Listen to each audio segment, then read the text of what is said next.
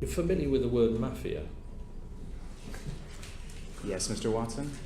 Have you ever heard the term omerta, the mafia term they use for the code of silence? I'm not an aficionado of such things. Would you agree that it means a group of people who are bound together by secrecy, who together pursue their group's business objectives with no regard for the law, using intimidation, corruption and general criminality?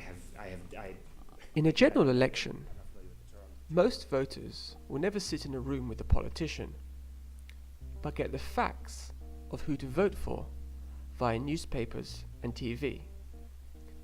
Hence, newspaper owners have huge power in politics, and like in the Godfather film, they try to dominate everything.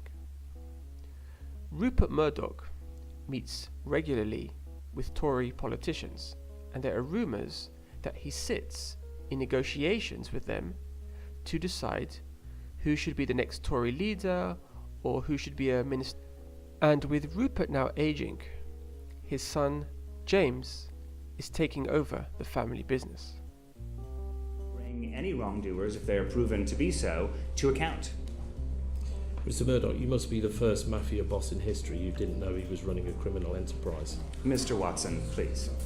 I think that's inappropriate. Conrad Black, who owned the Daily Telegraph, didn't just meet with Conservative politicians.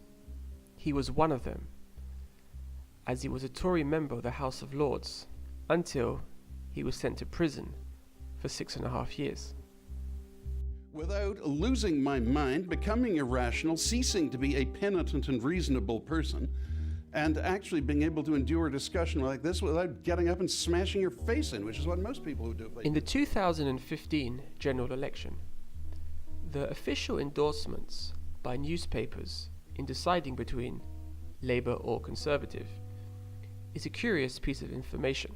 Those who endorsed the Conservatives were Times, Daily Mail, Telegraph, Daily Express, The Sun, Daily Star, Metro, Evening Standard, Financial Times, and The Independent. And those who endorsed Labour were Guardian and The Mirror. That's it. Daily Express owner Richard Desmond, who also owns Channel 5, shares the noble conservative value of modesty. You've been to my office. Yeah. You've seen I've got the best office in London. You've seen I've got one of the best homes in London. Well, you've got your private lift up to it. Of course. Yeah. Of course. Let's just address some of those myths. Well, it's about my favourite subject, me, and it tells the story of from 3 years old to today. His conservative values are proven as he also owns 2 major pornography channels. Although his links to the Conservative Party are going through a bit of a rough patch, as he recently decided to start supporting UKIP after a heavy donation of over $1 million to them. And my waiter, or we call him the waiter, the bloke looks after me. The butler. The butler. Okay. Yeah, the master, the raw butler. Okay. Donations are important in conservative internal democracy. Heads of large corporations who donate get rewarded with friendship, drinks and dinner, and hence influence over the government.